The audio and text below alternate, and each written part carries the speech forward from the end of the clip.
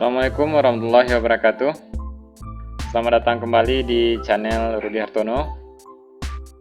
Kali ini kita akan membahas soal-soal pretest PPG atau UKG Fisika untuk materi gerak lurus dan hukum Newton.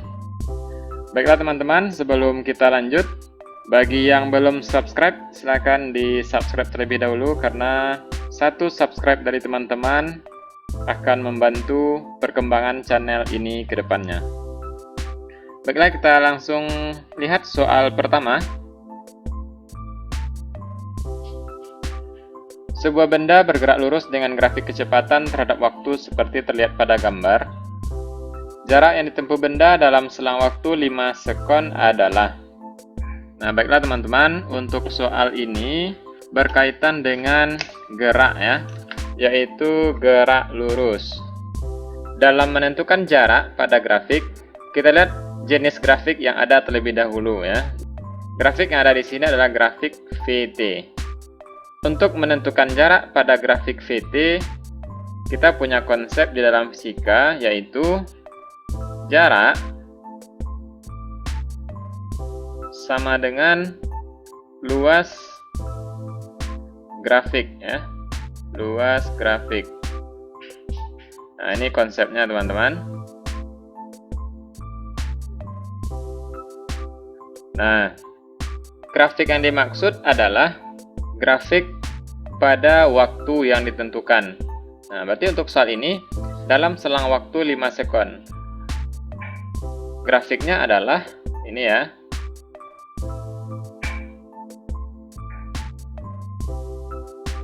Nah, maka bentuk grafik yang dihasilkan berupa segitiga. Sehingga kita hitung luasnya ya. Kalau segitiga luasnya adalah 1/2 dikali alas dikali tinggi ya. Nah, maka ini bisa kita langsung cari. S sama dengan 1/2, alasnya 5. Kemudian tingginya adalah 20. Maka kita peroleh, ini bisa kita sederhanakan, 5 kali 10 sama dengan 50 meter. Nah, gampang kan teman-teman? Ya, jawaban untuk soal ini adalah A. Kita lanjut soal berikutnya. Besar percepatan tiap saat dari benda bergerak parabola sesuai dengan grafik. Nah, soal ini berkaitan dengan gerak parabola. Nah, sebelum kita lihat grafik, kita lihat dulu konsep pada gerak parabola. Gerak parabola merupakan perpaduan dari gerak lurus beraturan atau GLB dengan gerak lurus berubah beraturan atau GLBB. Nah, GLB terjadi pada sumbu X dan GLBB terjadi pada sumbu Y atau arah vertikal ya. Nah, kemudian yang ditanya di sini adalah percepatan. Berarti gerak yang memiliki percepatan adalah GLBB. Nah, ini ada percepatan.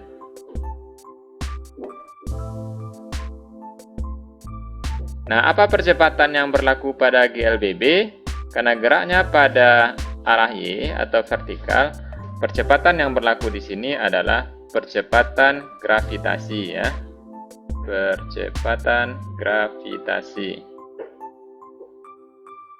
Nah, ingat teman-teman bahwa percepatan gravitasi itu nilainya konstan. Nah, maka grafik yang menyatakan percepatan konstan pada pilihan jawaban adalah C ya. Nah, maka jawabannya untuk soal ini adalah C.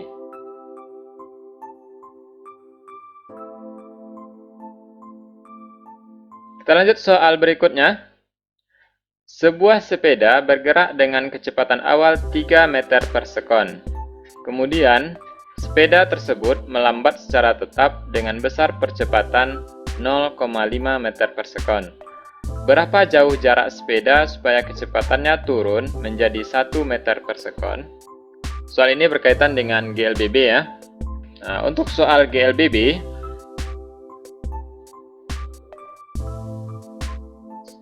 kita ingat ada 3 rumus yang bisa kita gunakan. Nah, untuk menentukan rumus yang akan kita gunakan, sebaiknya kita lihat dulu data yang diketahui. Kecepatan awal, berarti ini nilai V0. Kemudian percepatan, ini nilai A. Kecepatannya turun, berarti ini nilai kecepatan akhir Vt. Dan yang ditanya adalah jarak. Ya, jarak. Maka jika ini data yang diketahui, rumus yang akan kita gunakan adalah Vt kuadrat sama dengan V0 kuadrat ditambah 2AS ya. Nah, sekarang kita masukkan nilai yang ada di soal. Vt sama dengan 1 kuadrat sama dengan kecepatan awalnya 3 kuadrat ditambah 2. Nah, melambat percepatannya 0,5, berarti nilai A-nya di sini negatif ya. Min 0,5 dikali dengan S. Nah, kita selesaikan, ini sama dengan 1, 3 kuadrat sama dengan 9. Kemudian 2 dikali min 0,5 sama dengan min 1 ya, maka ini jadi kurang 1S. Maka kita pindah ruaskan 1S, kita tulis saja S sama dengan 9 kurang 1, 8 meter. Ya, jawaban untuk soal ini adalah 8 meter.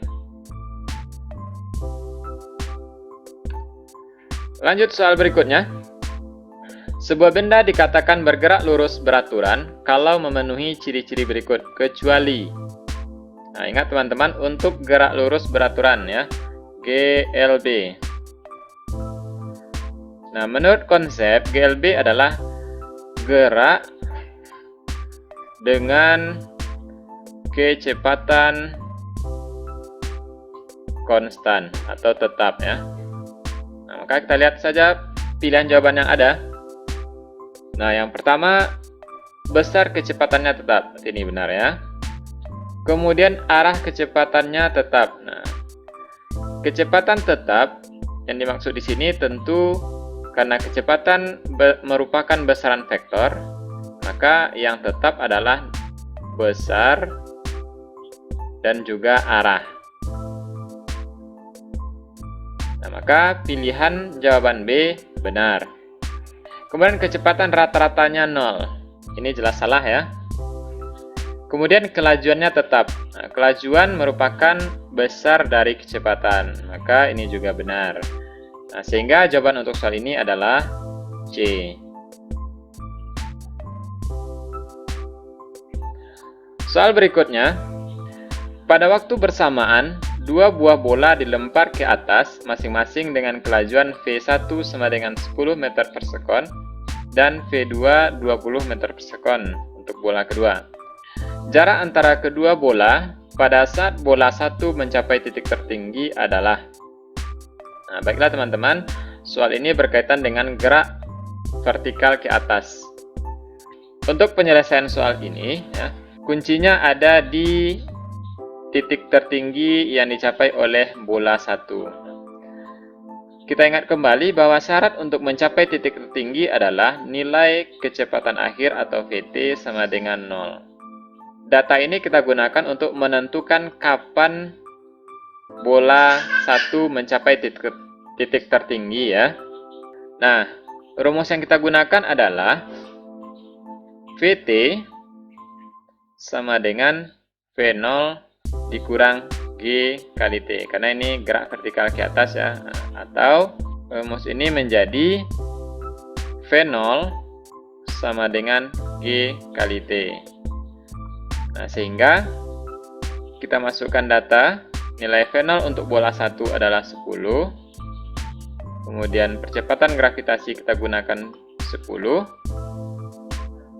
kali T. Nah, sehingga kita dapat waktu bola 1 mencapai titik tertinggi adalah 1 sekon. Nah, sedangkan pertanyaan di soal, jarak antara kedua bola pada saat bola 1 mencapai titik tertinggi. Nah, berarti kita tinggal menghitung berapa ketinggian yang diperoleh oleh bola 1 dan bola 2. Nah, sekarang kita hitung dulu ketinggian yang dicapai oleh bola 1.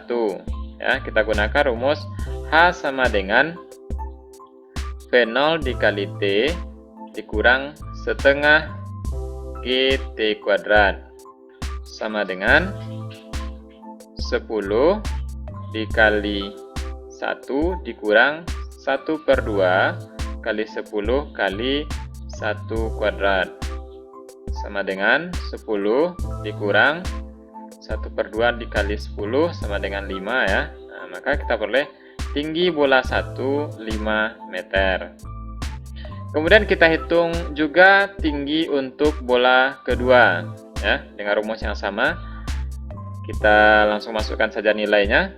V0 kedua 20 dikali waktunya 1 dikurang 1/2 dikali 10 dikali 1 kuadrat sama dengan 20 dikurang 5 sama dengan 15 meter. Nah, setelah kita dapatkan tinggi kedua bola, maka selisih atau jarak kedua bola adalah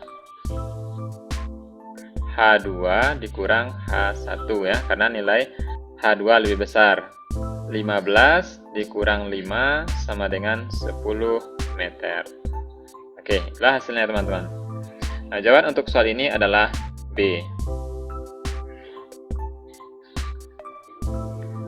Soal berikutnya. Dari gambar di samping yang merupakan pasangan gaya aksi reaksi adalah, nah, soal ini berkaitan dengan hukum Newton, yaitu hukum Newton ketiga ya, terkait dengan gaya aksi reaksi. Nah, sekarang kita lihat dahulu konsep yang ada pada gaya aksi reaksi. Ciri-ciri gaya aksi reaksi sesuai hukum ketiga Newton. Yang pertama, gaya aksi dan gaya reaksi selalu bekerja pada dua benda yang berbeda. Oke, itu syarat yang pertama atau ciri-ciri yang pertama ya teman-teman. Kemudian, gaya aksi dan gaya reaksi arahnya selalu berlawanan. Kemudian ciri yang ketiga, gaya aksi dan gaya reaksi besarnya selalu sama. Nah, jika kita diberikan gambar, berarti yang harus kita perhatikan adalah ciri-ciri yang nomor 1 dan nomor 2 ya. Nah, sekarang kita lihat pilihan jawaban yang ada. F1 dengan F2. F1 arahnya ke bawah, F2 arahnya ke atas. Syarat kedua terpenuhi. Kemudian F1 bekerja pada tali, F2 bekerja juga pada tali, berarti tidak bekerja pada dua benda. Berarti jawaban A salah. Kemudian F1 dengan W. F1 ke bawah, W ke bawah, berarti syarat yang kedua salah ya. Berarti untuk lebih mudahnya kita mulai dulu melihat syarat yang kedua teman-teman. Berarti ini juga salah. Kemudian F2 dengan W. F2 ke atas, W ke bawah, berarti syarat yang kedua benar.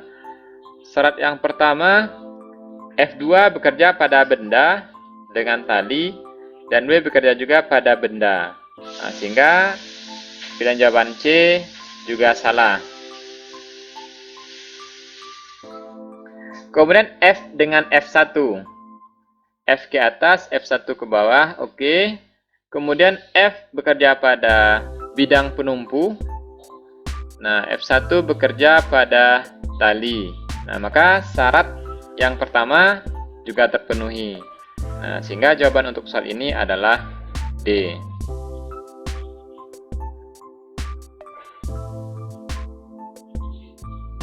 Soal selanjutnya, sebuah balok kayu beratnya W terletak diam pada bidang datar. Seperti gambar, benda tersebut ditarik oleh gaya F dengan arah condong ke atas dengan membentuk sudut theta terhadap arah horizontal. Besar gaya normal N yang dilakukan bidang datar terhadap balok adalah. Nah, soal ini berkaitan dengan aplikasi hukum Newton. Nah, dalam penyelesaian soal seperti ini teman-teman, langkah pertama tentu harus kita gambarkan terlebih dahulu diagram bebas pada gambar ya. Nah, di sini F membentuk sudut theta, maka kita proyeksikan terlebih dahulu. Ini nilainya adalah F cos theta, dan proyeksi satu lagi terhadap sumbu Y, ini F sin theta. Nah, kemudian baru kita terapkan ke persamaan hukum Newton, karena di sini yang ditanya adalah N berada pada sumbu Y. Nah, kondisi benda terhadap sumbu Y adalah tetap, ya, karena benda tidak bergerak terhadap arah Y.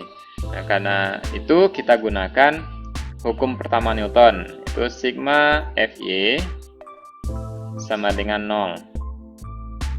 Nah, gaya yang ada pada sumbu Y yang pertama adalah N, kemudian ditambah dengan F sin theta, dan dikurang dengan W. Nah, W arahnya ke bawah, sama dengan 0. Nah, sehingga nilai N kita peroleh, kita pindah ruaskan W dikurang F sin theta. Nah, inilah besar nilai gaya normal. Nah, sehingga jawaban untuk soal ini adalah A.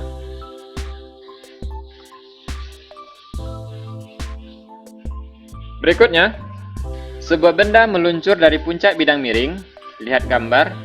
Jika koefisien gesekan antara benda dengan bidang miring 0,5 dan G sama dengan 10 meter sekon min 2, maka percepatan benda adalah, soal ini masih berkaitan dengan aplikasi hukum Newton pada bidang miring. Sama seperti soal sebelumnya, langkah kita yang pertama adalah menggambarkan diagram bebas pada benda. Nah, pada benda ini bekerja, yang pertama gaya berat. Ya, ini arahnya, W.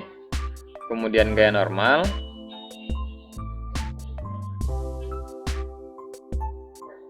Kemudian gaya gesekan.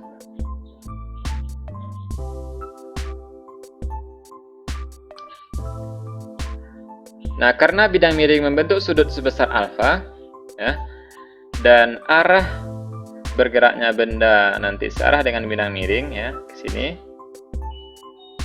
maka gaya berat kita proyeksikan terlebih dahulu terhadap arah gerak benda. Nah, pertama ke sini.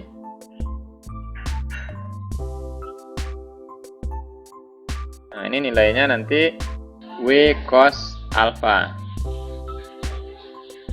Kemudian satu lagi proyeksinya terhadap arah gerak benda. Ini nilainya sama dengan W sin alfa. Nah, karena kalau sudut bidang miringnya di sini, kalau kita bawa ke gambar, nanti alfa berada di sini, ya. Kemudian baru kita tentukan rumus untuk menentukan percepatan. Karena di sini menghitung nilai percepatan, maka persamaan yang kita gunakan adalah persamaan hukum kedua Newton. Sigma F sama dengan M kali A. Nah, gaya yang bekerja pada lintasan benda yang pertama adalah W sin alfa. W dikali sin alfa dikurang FK sama dengan M kali A. Nah, kemudian kita jabarkan lagi. W sama dengan M kali G dikali sin alfa dikurang FK, ingat rumusnya adalah mu K kali N sama dengan M kali A. Nah, ini kembali kita jabarkan nih, M kali G dikali sin alfa dikurang mu K dikali N di sini sama dengan W cos alfa, ya. W sama dengan M kali G cos alfa sama dengan M dikali A. Oke, sekarang bisa kita masukkan nilai yang ada. M bisa kita coret karena nilainya sama. Kemudian G 10 dikali sin alfa kita gunakan konsep trigonometri. Sin alfa di sini berarti depan per miring, yaitu 3/5 dikurang muka 0,5 dikali 10 dikali cos alfa berarti 4/5 sama dengan A. Ini kita peroleh 6 dikurang 4 sama dengan A. Jadi A kita peroleh sebesar 2 meter per sekon kuadrat. Nah, demikianlah cara penyelesaian benda pada bidang miring. Nah, jadi jawabannya adalah B. Soal berikutnya, sebuah benda dengan 50 Newton digantung pada tali lemas tidak kaku yang masanya diabaikan sebagaimana terlihat pada gambar. Benda dalam keadaan setimbang, yaitu sigma F sama dengan 0. Pernyataan yang tidak tepat terkait kondisi sistem tersebut adalah, nah, untuk kondisi seperti ini berkaitan dengan kesetimbangan benda, kita lihat pilihan jawaban satu persatu. Yang pertama, T3 cos 60 derajat sama dengan T2 cos 30. Berarti ini berlaku untuk kondisi gaya pada sumbu X. Berarti ini kita jabarkan terlebih dahulu ya untuk mendapatkan persamaan itu apakah sesuai. T2 dan T3 kita proyeksikan terlebih dahulu. Ini T2 cos 30 ini ya. Dan ke sini T3 cos 60.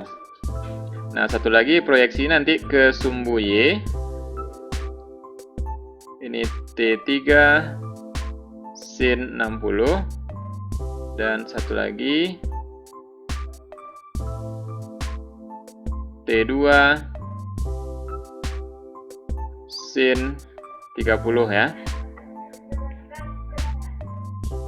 Nah, maka berarti berlaku pada sumbu X juga sigma Fx sama dengan 0 ya. Kemudian kita masukkan nilai gaya yang ada pada sumbu X, yaitu T2 cos 30 dikurang T3 cos 60 sama dengan 0. Sehingga T2 cos 30 sama dengan T3 cos 60. Nah, sehingga pilihan jawaban yang A benar ya. Kemudian yang kedua, T1 besar dari T2 tambah T3. Nah, karena nilai ketiga gaya ini belum diketahui, nah, kita tinggalkan terlebih dahulu. Kita cek pilihan jawaban yang berikutnya. Untuk C, T3 sin 60 ditambah T2 sin 30 sama dengan W. Oke, kita lihat kondisi pada sumbu Y. Sigma Fy juga sama dengan 0. Nah, kita masukkan gaya yang bekerja pada sumbu Y, yaitu T3 sin 60 ditambah T2 sin 30 dikurang W sama dengan 0. Maka dari sini kita peroleh T3 sin 60 ditambah T2 sin 30 sama dengan W. Berarti pilihan jawaban C juga benar ya. Kemudian W sama dengan T1. Nah, kita lihat W bekerja pada benda ya. Kemudian T1 juga arahnya ke bawah. Berarti ini nilainya tentu sama. W sama dengan T1. Maka pilihan D juga benar. Nah, otomatis karena ketiga pilihan jawaban sudah benar, pilihan B tentu salah. Maka jawabannya adalah B.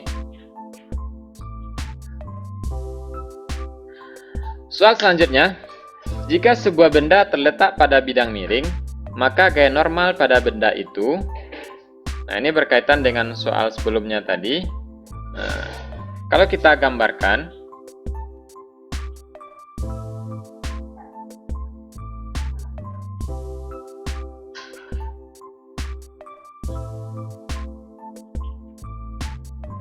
Nah, gaya yang bekerja pada benda ini adalah yang pertama, dia berat, W, kemudian gaya normal.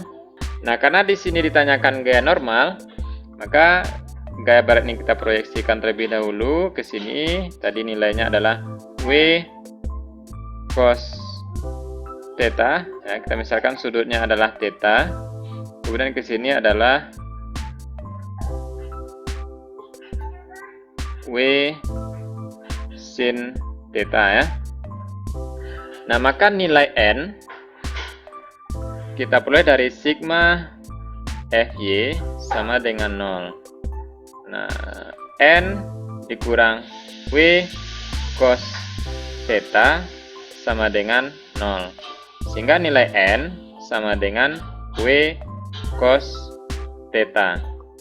Untuk kondisi bidang miring, nilai theta tentulah besar dari 0 dan kecil dari 90.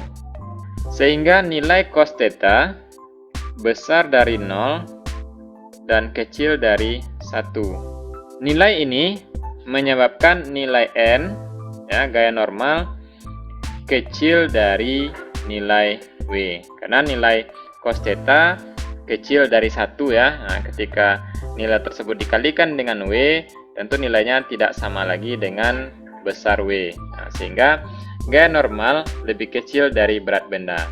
Jawabannya adalah A. Demikianlah pembahasan soal pretest PPG atau UKG pada kesempatan kali ini berkaitan dengan materi gerak lurus dan hukum Newton. Terima kasih atas perhatiannya. Jangan lupa nantikan soal-soal berikutnya di channel Rudy Hartono. Sampai ketemu lagi. Assalamualaikum warahmatullahi wabarakatuh.